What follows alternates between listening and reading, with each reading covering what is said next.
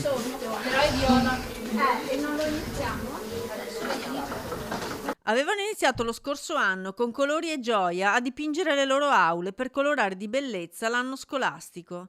In 2 settimane avevano finito tutto il piano terra e quest'anno è toccato al primo, come aveva promesso il sindaco al comitato genitori e insegnanti della scuola Galilei di Ponzano. Il comune è felicissimo perché noi acquistiamo solo il materiale, tra l'altro in quantità doppia, perché ogni giorno ci chiamano perché il colore finisce e questo è anche una gioia perché i ragazzi e le famiglie si divertono, la scuola diventa più bella e colorata e quindi anche i ragazzi si sentono che l'edificio è una parte di loro e sicuramente lo trattano meglio di quanto magari di solito vengono utilizzati gli ambienti scolastici. È una scuola colorata, i ragazzi sono felici, l'amministrazione anche. Colorano, giocano, fanno squadra, diventano amici e imparano il valore del realizzare insieme qualcosa che poi apparterà per sempre a loro e alla comunità. Questa stanza è una delle peggiori perché non avevamo ancora ben capito la tecnica, quindi non è venuta molto bene.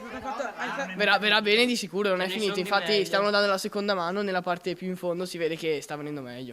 Però le stanze successive sono fatte meglio, sì. Genitori che sono entusiasti anche per il legame che si crea con gli insegnanti, visti al di fuori del loro ruolo istituzionale. Hanno sperimentato un po' quello che è il senso di fare qualcosa per se stessi ma anche per la comunità e si sono anche resi un po' conto che gli insegnanti non sono solo ed esclusivamente il mondo dei professori ma anche delle persone con cui si può collaborare alla pari in queste attività. Proprio quegli insegnanti che hanno creato la commissione benessere, perché nel bello si vive e si lavora meglio, come nei colori. Possono essere colori legati all'ambiente, abbiamo la sabbia, abbiamo il verde dei prati, i fiori con il lilla, quindi libera l'interpretazione. Ma cosa rappresenta quest'onda gialla?